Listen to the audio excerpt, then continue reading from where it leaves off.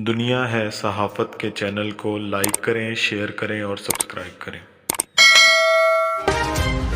शहीद की जो मौत है वो कौम की हयात है। जान देकर धरती का कर्ज चुकाने वाले हेलीकॉप्टर हादसे में शहीद कमांडर सरफराज अली की नमाज जनाजा कोयटा मॉस्क में अदा की जाएगी। तफसीन आर्मी कब्रिस्तान रावलपिंडी में होगी। शहीद नियाज मुदस्सर फरीद चक्करगढ़ में अदा की जाएगी। आला फौजी अदा में शिरकत। मेजर सईद अहमद की नमाज जनाजा लाड़काना में अदा की जाए। शहीद किए हुए फौजी का सुपुर्द खाक किया गया।